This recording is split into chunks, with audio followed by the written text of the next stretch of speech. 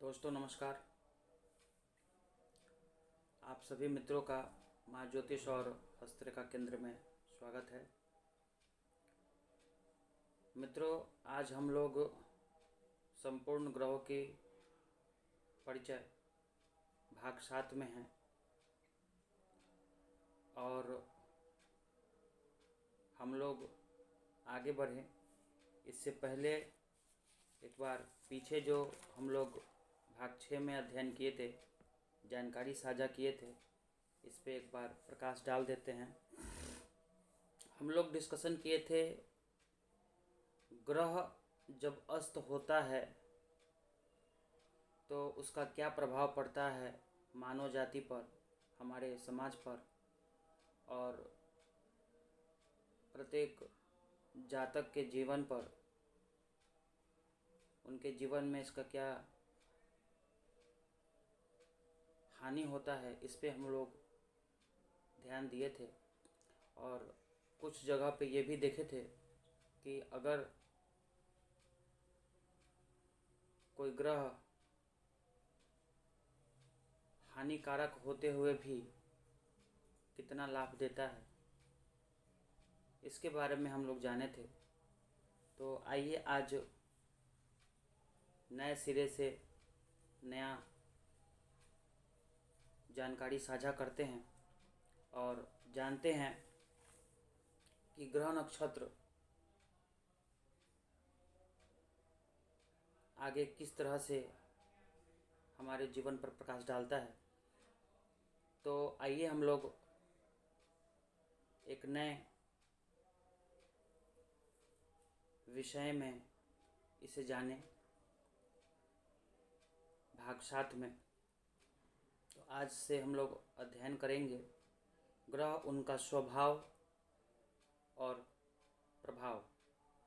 मित्रों, हमारे ब्रह्मांड में असंख्य तारे हैं और असंख्य उल्कापिंड हैं। उन सबों में जो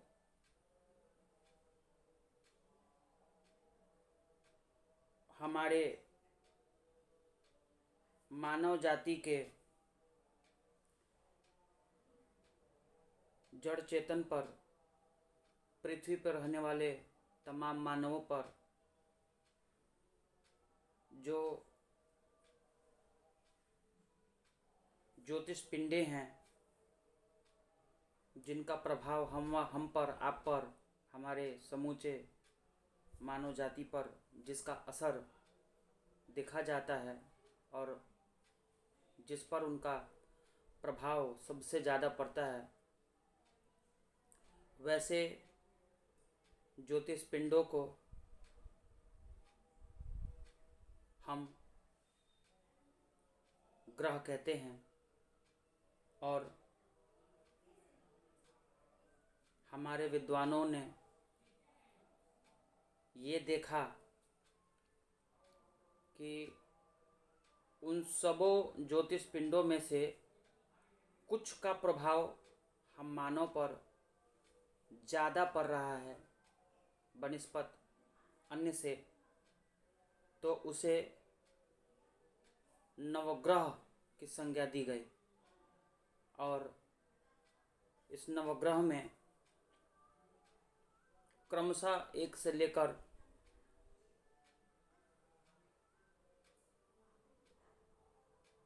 7 तक ग्रह हैं और 2 छाया ग्रह हैं। तो आइए जानते हैं कौन से हैं। प्रथम स्थान पर हैं सूर्य, चंद्र, मंगल, बुध, बृहस्पति, शुक्र, शनि और 2 छाया ग्रह हैं राहु और केतु। छाया ग्रह इसलिए क्योंकि इनकी छाया उन ग्रहों के समान असर करती है। जहाँ उनका पूर्ण रूप से असर किसी मानव पर पड़ेगा, वहाँ पर इनका छाया ही उस मानव को प्रभावित कर देगा। इसलिए इन्हें छाया ग्रह कहा गया है विद्वानों के द्वारा। और कुछ कारण से हमारे विद्वानों में मतभेद भी है और सहमत भी है। इसी कारण से ये छाया ग्रह किस श्रेणी में है, इनको ग्रहों की श्रेणी में नहीं रखा गया है। तो आइए हम लोग आगे की तरफ बढ़ते हुए जानकारी साझा करते हैं और आगे बढ़ते हैं।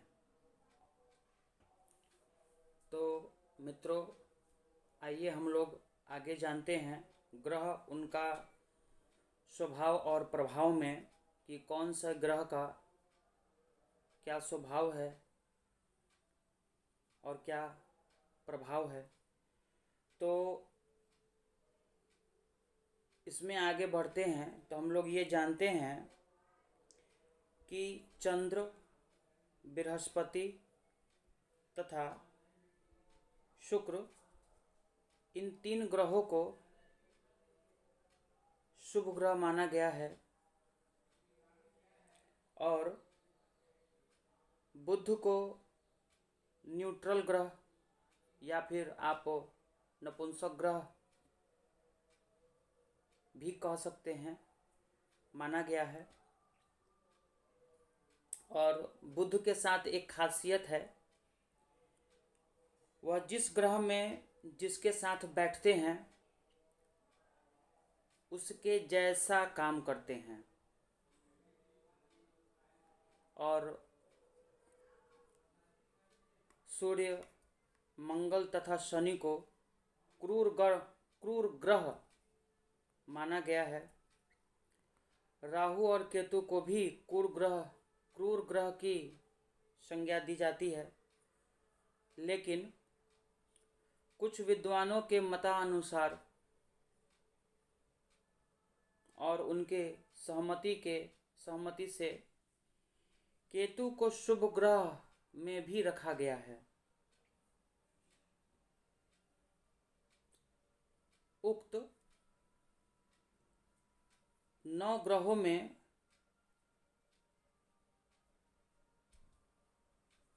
कौन सा ग्रह किस स्वभाव और बल तथा प्रभाव वाला है, उसके द्वारा किन विषयों को विशेषतः रूप से विचार करना चाहिए, इसे हम और आप निम्नानुसार समझेंगे और जानने का प्रयास करेंगे कि इसका क्या फल होगा, इससे क्या प्रभाव पड़ेगा, आगे इसमें क्या होगा, हम लोग क्या इससे लाभ लेंगे, इस पर ध्यान देते हैं। तो इसके आरंभ में जो पहला ग्रह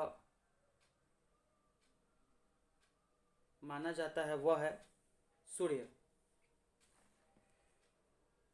यह ग्रह पाप संयक है, साथ ही पूर्व दिशा का स्वामी भी है। पुरुष जाति से इसे जोड़कर देखा जाता है। रक्त वर्ण एवं पित्त प्रकृति का ये होता है। तो स्नायु, मेरुदंड, नेत्र, हृदय आदि पर इसका विशेष प्रभाव पड़ता है। इसके द्वारा आत्मा, आरोग्य, स्वभाव, पिता, राज्य, सत्ता, देवालय, शोक, अपमान, कलह तथा रोग, अतिसार, क्षय, मंदाग्नि, मानसिक रोग, नेत्र रोग, विकार आदि के विषय में चर्चा होती है। साथ ही यह लग्न से सप्तम स्थान में बलि एवं मकर राशि से 6 राशियों तक ज्येष्ठा बलि होता है। इसी क्रम में हम लोग आगे जानते हैं कि चंद्रमा का क्या प्रभाव पड़ता है। चंद्रमा यह ग्रह शुभ संयोग पश्चिमोत्तर दिशा का स्वामी, स्त्री जाति, श्वेत वर्ण एवं जलीय प्रकृति का है। यह रक्त का स्वामी तथा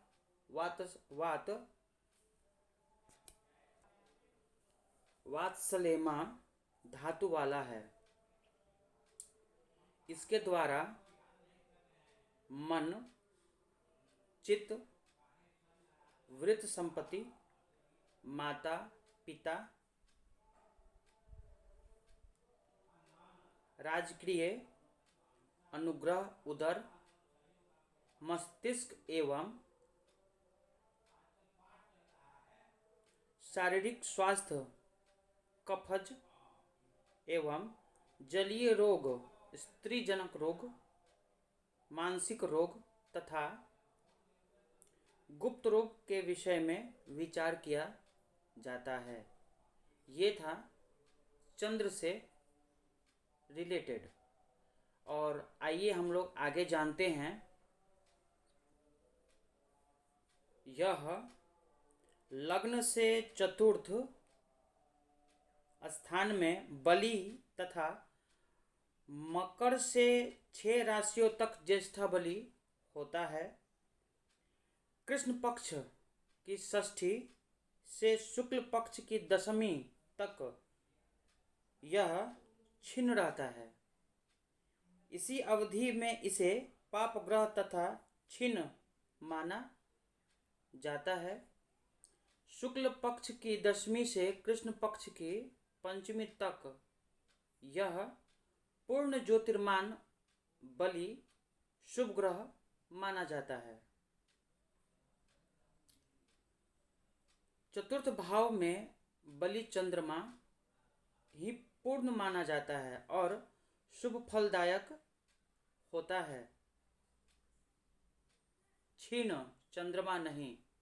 शुभ फलदायक आपको राजसत्ता, पारिवारिक सुख, सामाजिक सुख, आर्थिक और वैभव संपन्नता बनाता है और जीवन में जो सुख सुविधा की आप कामना करते हैं उससे आपको आगे बढ़ाने का काम भी चंद्रमा के द्वारा देखा गया है और इससे आपको पूर्ण लाभ मिलता है। तो आइए मित्रों, हम लोग इसी क्रम में आगे जानते हैं मंगल के विषय में। मंगल ग्रह पाप संयोग दक्षिण दिशा का स्वामी है। पुरुष जाति, रक्त वर्ण, पित्त प्रकृति तथा अग्नि तत्व वाला है। यह उत्तेजक, तृष्णाकार तथा दुखदाई है। यह इसके द्वारा धैर्य, पराक्रम, भाई बहन, शक्ति तथा रक्त संबंधी विचार करना चाहिए। मंगल तीसरे तथा छठे स्थान का बलि होता है। साथ ही दशम स्थान में दिग्बली चंद्रमा के साथ ज्येष्ठा बलि तथा द्वितीय भाव में बलहीन होता है। यानी यहाँ पर जो जातक को इससे लाभ मिलना चाहिए और जिसकी इस पर प्रभाव पड़नी चाहिए वो पूर्णता प्रभाव नहीं पड़ पाता है और इससे जातक को हानि पहुंचती है और कहीं ना कहीं तकलीफ से वो पीड़ित रहता है। तो मित्रों, आज हम लोग एक छोटा सा जानकारी साझा किए ग्रह, उनका स्वभाव और प्रभाव में। इसी क्रम में हम लोग लगातार आगे बढ़ेंगे और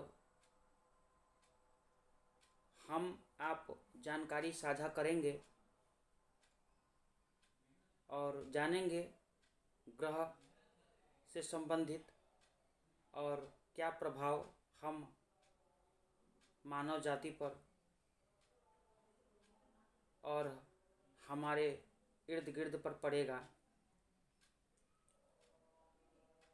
तब तक के लिए मैं आपसे अलविदा लेता हूँ और मिलते हैं अगले भाग में। नमस्कार।